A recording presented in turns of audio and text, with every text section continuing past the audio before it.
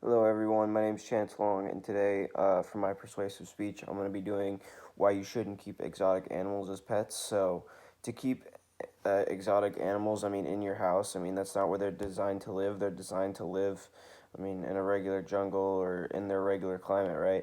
So, exotic animals like lions, tigers, wolves, bears, reptiles, non human primates belong in their natural habitat and not in the hands of private individuals like pets. It's not fair to them.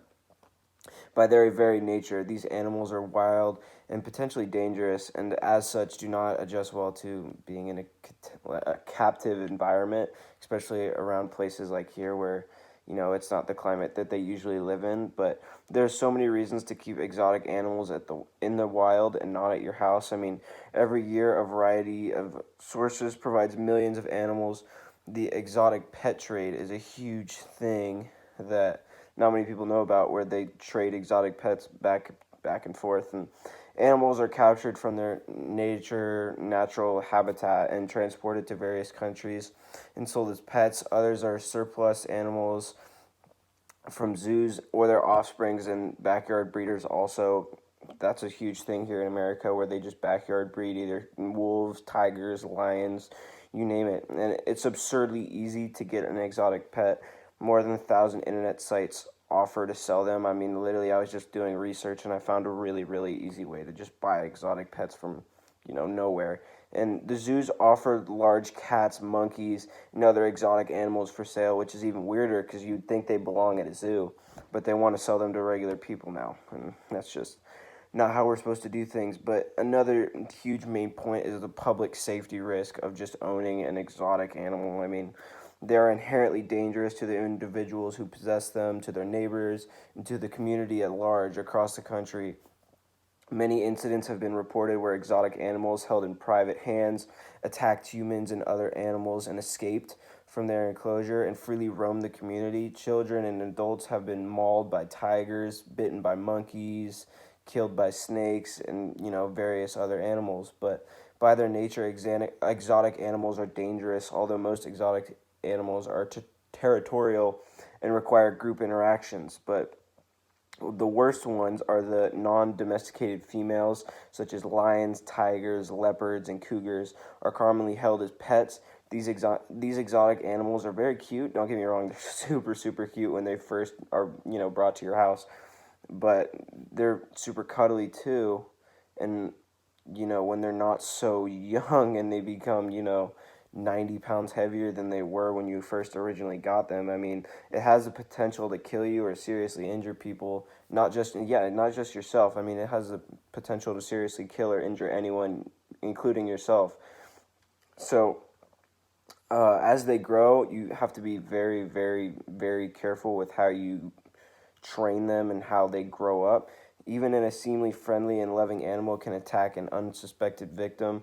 Many large cats have escaped from their cages and territorialized communities. Several of these incidents have resulted in either serious injuries or many deaths. And when a person came in contact and the animal has just mauled them or killed them, it's not very good. But a third huge main point that not many people even think about when they think about exotic pets is the health risk, the human health risk, and the diseases that they bring over from certain countries.